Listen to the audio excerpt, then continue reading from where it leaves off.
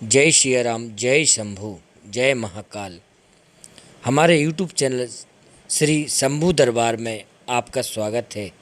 आज हम आपको बताने जा रहे हैं सतपुड़ा की रानी कही जाने वाली पचमढ़ी दार्शनिक स्थल, जो कि मध्य प्रदेश में होशंगाबाद ज़िले में स्थित है।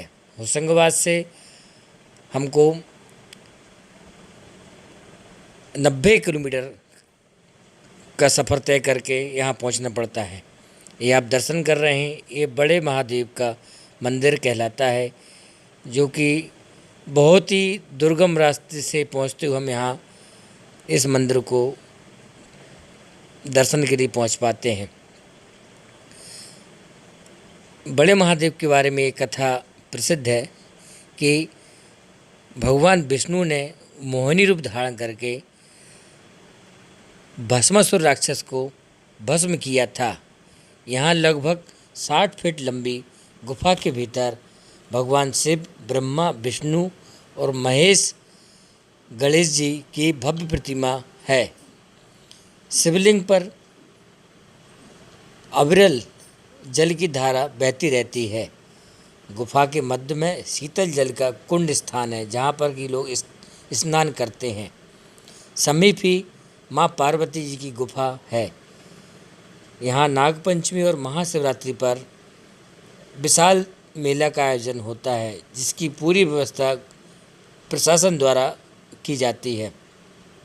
बहुत ही दूर दूर से यहाँ पर श्रद्धालु लोग आते हैं और अपनी मनोकामनाओं के लिए, अपनी इच्छाओं के लिए भगवान भोलेनाथ से प्रार्थना करते हैं और उनकी मनोकामनाएं पूर्ण होती हैं। महाराष्ट्र से अत्यधिक श्रद्धालु यहाँ पर पहुँचते हैं। ये बहुत ही मन भावन दृश्य यहाँ पर है। जो व्यक्ति यहाँ पर पहुँचता है उसको आत्मीय शीतलता प्रदान होती है। भगवान भोलेनाथ का आशीर्वाद उसको प्राप्त होता है। जय भोलेनाथ। अब हम आपको और भी अन्य स्थानों के दर्शन कराएंगे। आगे देख रहे हैं आप, ये हम आपको ले जा रहे हैं अब पचमढ़ी के और एक भव्य स्थल पर, जो कि गुप्त महादेव के नाम से जाना जाता है। भगवान भोलेनाथ का ये स्थान दर्शन कर रहे हैं आप। इस स्थल पहुंचने के लिए हमको बड़े महादेव से कुछ दूरी की तय करने पर यह स्थल हम पहुंच जाते हैं। यहाँ पर लगभग 40 फीट लंबी एक बहुत ही सकरी गुफा है। इस गुफा में भगवान शिवलिंग और गणेश जी की प्रतिमा स्थापित है। गुफा के अंदर एक बार में 8 से 10 व्यक्ति ही प्रवेश कर सकते हैं। इससे अधिक श्रद्धालुओं का प्रवेश निषेध है, क्योंकि यहाँ पर अंदर ऑक्सीजन की कमी पड़ती है। इस कारण अधिक व्यक्ति यहाँ पर नहीं पहुँच सकते। गुफा के प्रवेश द्वार पर आप देख रहे हैं भगवान हनुमंत लाल जी की एक बड़ी प्रतिमा स्थापित है। अब हम आपको ले चल रहे हैं एक दूसरे दर्शनीय स्थल पर। पांडव गुफाएं, इन 5 मड़ियों के कारण ही यह स्थल का नाम पचमढ़ी पड़ा। पांडवों ने अपने अज्ञातवास का समय यहीं बिताया था। जब पांडवों को अज्ञात मिला था, तब उन्होंने अपना पूरा अज्ञातवास समय यहीं व्यतीत किया। इनका निर्माण काल 6 और 7वीं सदी ईस्वी पूर्व माना जाता है। यहाँ पर युधिष्ठिर, अर्जुन, नकुल, सहदेव, भीम और द्रौपदी की गुफाएं बनी हैं। गुफाओं तक पहुँचने के लिए सीढ़ियाँ, रेलिंग लगी हुई हैं। यहाँ से पचमढ़ी का मनोरम दृश्य हमको दिखाई देता है। सामने ही रंग बिरंगे बहुत सारे बगीचे, गार्डन बने हुए हैं, को पांडव उद्यान कहा जाता है। आप देख रहे हैं अगला दर्शनीय स्थल हांडी खो। पांडव गुफाओं देखने के बाद पर्यटकों के लिए यह अगला दर्शनीय स्थल हांडी खो होता है। यहाँ घाटी लगभग 300 फीट गहराई है। यह घाटी बी शेप में हरे भरे वृक्षों से आच्छादित है। किंवदंती है कि हांडी नामक अंग्रेज अफसर ने यहाँ कूदकर आत्महत्या की थी। जब से ही इस दर्शनीय स्थल का नाम हांडी खो पड़ा। यहाँ पे काफ़ी गहराई है, बहुत ही दार्शनिक स्थल है ये। अगला दार्शनिक स्थल आप देख रहे हैं राजेंद्र गिरी। ये वर्तमान नाम यहाँ पर राजेंद्र गिरी है। इसके पहले इस चोटी का नाम पैनोरामा गिरी था। कहा जाता है राष्ट्रपति डॉक्टर राजेंद्र प्रसाद जी पचमढ़ी आए थे तो उनके सम्मान में इसका नाम राजेंद्र गिरी रख दिया गया। उनके द्वारा रोपा गया हुआ पौधा वृक्ष के रूप में आज भी मौजूद है। यहाँ से पचमढ़ी की ऊंचाई पहाड़ियाँ स्पष्ट रूप से दिखाई देती हैं और बहुत ही सुंदर दृश्य यहाँ से हमको दिखाई देता है। ये स्थान देख रहे हैं आप, यह रीछगढ़ से जाना जाता है। चहुं ओर से चारों तरफ से पहाड़ियों से घिरा एवं 3 दरवाजे होने के कारण यह स्थल गढ़ जैसा ही प्रतीत होता है। यहाँ पर 3 दरवाजे इस प्रकार बने हुए कि हम किसी भी दरवाजे जाएं और कहीं से भी निकलें बाहर, ऐसा लगता है कि हम इसी दरवाजे से अंदर गए, इसी से बाहर आए। यह बहुत ही अच्छा स्थान है और हम यहाँ आके अपने आप को बहुत आनंदित महसूस करते हैं। अगला धार्मिक स्थल आप देख रहे हैं चौरागढ़। बड़े महादेव से चौरागढ़ के लिए पैदल ही यात्रा करना पड़ती है। यहाँ 1200 सीढ़ियाँ बनी हुई हैं। लगभग 2.5 से 3 घंटे की समय की दूरी से हम तय कर हम इस धार्मिक स्थल पर पहुँच जाते हैं। यहाँ पैदल चढ़ाई है। अधिक ऊंचाई होने के कारण, अधिक चढ़ाई होने के कारण यहाँ पर शारीरिक अस्वस्थ लोगों के लिए जाना निषेध है। खासतौर पर श्वास रोग, दमा रोग, हृदय रोग एवं ब्लड प्रेशर वाले लोगों के लिए यहाँ विशेष मनाही की जाती है। इस प्रकार के रोगी यहाँ पर नहीं पहुँच सकते। चढ़ाई अत्यधिक हो जाने के कारण यहाँ पर इन बातों के लिए विशेष तौर पर प्रशासन का निर्देश है। रास्ते में श्रद्धालुओं द्वारा यहाँ पर त्रिशूलों का आना जाना दिखता है। त्रिशूल श्रद्धालु लेकर जाते हैं और इस धर्म स्थल पर त्रिशूल लगाते हैं। चौरागढ़ में भगवान शिव जी की विशाल प्रतिमा स्थापित है। शिवरात्रि पर यहाँ पर एक बहुत विशाल मेला आयोजित होता है, जहाँ पर कि देश ही नहीं बल्कि विदेश से भी लोग श्रद्धालु यहाँ पर आते हैं और अपने श्रद्धा सुमन अर्पित करते हैं। अधिकतर यहाँ पर श्रद्धालु लोग अपने द्वारा त्रिशूल लाकर यहाँ पर लगाया जाता है। अगला दार्शनिक स्थल आप देख रहे हैं प्रियदर्शनी। ऐसा कहा जाता है सन 1857 में कैप्टन फारसोद ने इसी स्थल पर सर्वप्रथम आकर पचमढ़ी की खोज की थी।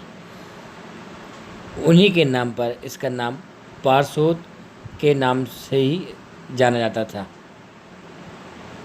सन 1964 में श्रीमती इंदिरा गांधी जी का यहाँ आगमन हुआ और उनके आने के बाद ही इस दर्शनीय स्थल का नाम उनके बचपन के नाम पर रखा गया, जो कि प्रियदर्शनी पॉइंट कहा जाता है। इंदिरा गांधी जी का बचपन का नाम प्रियदर्शनी था।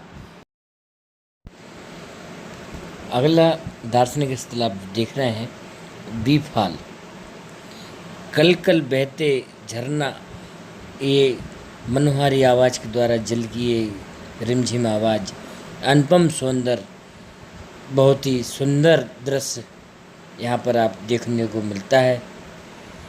बहुत ही मनोरम प्राकृतिक दृश्य यहाँ पर आप देखते हैं।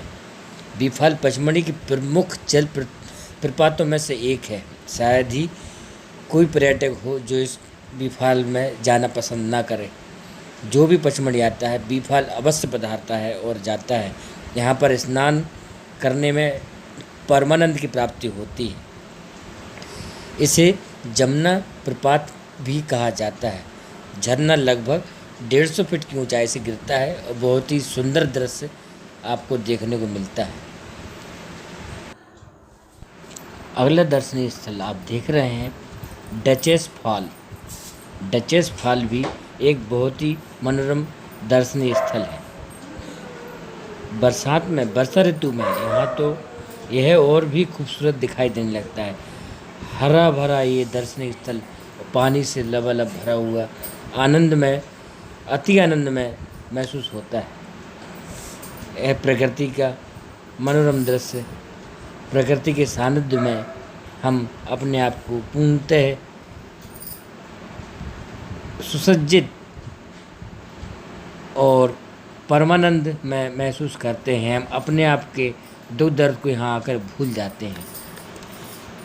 यहाँ आकर नहाना, घूमना और आनंद को दोगुना कर देता है। स्नान करने के बाद तो यहाँ मन ही नहीं होता है यहाँ से बाहर निकलने का, इतना अच्छा ये स्थल है। और यहाँ पर जो भी पचमढ़ी श्रद्धालु दार्शनिक जो भी लोग आते हैं, निश्चित ही इस स्थल पर आएंगे और अपने आप की थकान को दूर करेंगे। ये बहुत ही अच्छा स्थल है। आप लोग जब भी पचमढ़ी आएँ तो यहाँ अवश्य आएँ और अपने आप को आनंदित, प्रफुल्लित करें।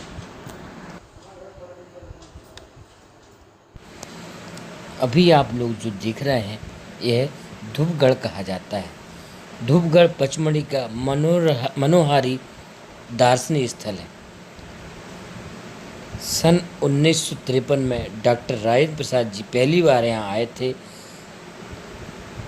पूर्व में इसे हरिवत्स कोट नाम से जाना जाता था। यह समुद्र तल से 4,430 फीट की ऊंचाई पर है। यहाँ से सूर्यास्त और सूर्योदय का दृश्य बहुत ही मनोरम दिखाई देता है। अधिक ऊंचाई होने से संपूर्ण पचमढ़ी का विहंगम दृश्य यहाँ से बहुत ही सुंदर, बहुत ही आनंदमय दिखाई देता है। घुमावदार सड़क, गहरी घाटियाँ, काफ़ी गहराई यहाँ से दिखती है और बहुत ही रोमांटिक पैलेस ये कहा जाता है। अब आप देख रहे हैं जटाशंकर, काफ़ी प्रसिद्ध स्थान पचमढ़ी में, यह बहुत ही प्रसिद्ध स्थान है। श्रद्धालु लोग यहाँ पर विशेष अपनी मनोकामना लेकर आते हैं। पचमढ़ी बस स्टैंड से बहुत ही कम दूरी तय कर हम यहाँ पहुँचते हैं। इस मार्ग पर काफ़ी ऊंचाई, पहाड़ियाँ, हरियालियाँ, बहुत बड़े बड़े विशाल वृक्ष दिखाई देते हैं। पक्षियों की बहुत ही सुंदर मधुर आवाज़ यहाँ गूंजती है। पक्षियों का कलरव, अनुपम दृश्य यहाँ पर हमको देखने को मिलता है। जटाशंकर गुफा में भगवान शंकर जी का शिवलिंग स्थापित है। श्रद्धालु वहाँ पर दर्शन करते हैं।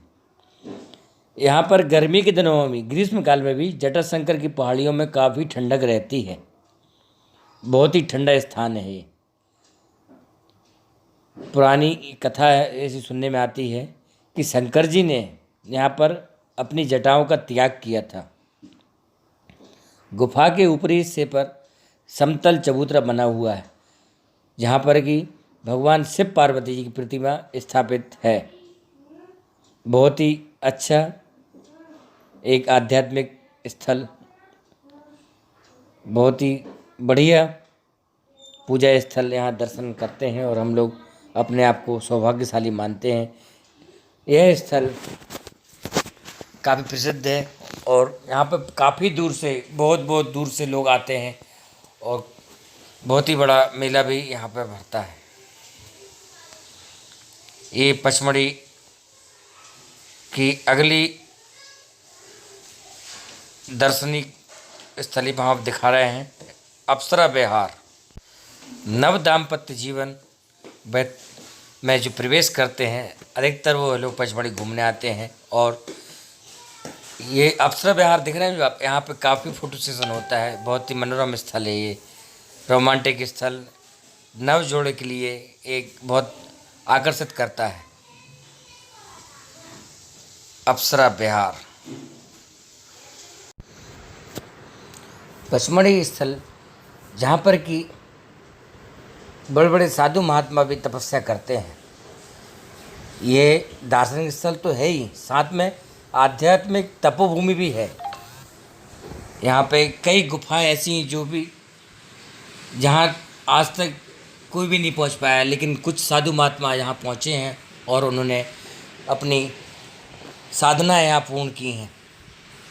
वह कई जगह अपनी समाधियों में लीन हुए हैं। यह स्थल आयुर्वेद में भी एक महत्वपूर्ण स्थान रखता है। यहाँ पर पूरे हिंदुस्तान ही नहीं बल्कि पूरे वर्ल्ड में ही दवाइयाँ, जड़ी बूटियाँ यहाँ से भेजी जाती हैं। जो जानमकार वैद्य लोग हैं यहाँ पर आकर वो जड़ी बूटियाँ खोजते हैं, संजीवनी बटी खोजते हैं, जो कि हर प्रकार की बीमारियों को दूर करती हैं। यह प्रकृति की बहुत अमूल्य देन है जो कि यहाँ पर उपलब्ध हैं। आज भी कुछ स्थल ऐसे हैं पचमढ़ी में जहाँ पर विज्ञान भी नहीं पहुँच पाई। अभी भी पचमढ़ी पर ये शोध चल रही है कि यहाँ पे और भी ऐसे कोई स्थल है जो कि हम लोग नहीं देख पा रहे हैं, तो वह देखने के प्रयास किए जा रहे हैं। पचमढ़ी में आज भी नए मकान निर्माण के लिए परमिशन नहीं मिलती। यहाँ पर लकड़ी के ही मकान बनाए जा सकते हैं और उनकी परमिशन पर रोक लगा दी गई है। आर्मी कैंट भी यहाँ पे स्थापित है, आर्मी ट्रेनिंग सेंटर भी है। अधिकतर पर्यटक यहाँ पर अपनी फैमिली के साथ आना पसंद करते हैं। यहाँ पर बहुत ही अच्छी सुविधाएं हैं, होटल की अच्छी उत्तम व्यवस्थाएं हैं, सरकारी होटल भी हैं और प्राइवेट होटलें भी यहाँ पर अच्छी बनी हुई हैं। काफ़ी अच्छी व्यवस्था है, वाहन की व्यवस्था है, पर्यटकों को घुमाने के लिए सरकारी वाहन भी उपलब्ध रहते हैं और प्राइवेट वाहनों का भी प्रयोग किया जाता है। बहुत ही अच्छा स्थान, दार्शनिक स्थान, आध्यात्मिक स्थल यह माना जाता है। हिंदुस्तान के लिए बहुत ही सुंदर ये प्राकृतिक स्थल है। अतः आप लोग जब भी प्राकृतिक दर्शन करना चाहते हैं, आपका मन हो, तो पचमढ़ी अवश्य पधारें और अपने परिवार को भी लेकर आएँ। मैं अपने इस छोटे वीडियो के माध्यम से आप सबको पचमढ़ी के दर्शन करा रहा था। आपको यदि ये वीडियो पसंद आया हो, अच्छा लगा और इस प्रकार के और अन्य वीडियो देखना चाहते हैं और आध्यात्मिक धार्मिक वीडियो देखने के लिए हमारा YouTube चैनल श्री शंभू दरबार अवश्य सब्सक्राइब करें, लाइक करें एवं शेयर करें। वीडियो देखने के लिए बहुत बहुत धन्यवाद। साधुवाद।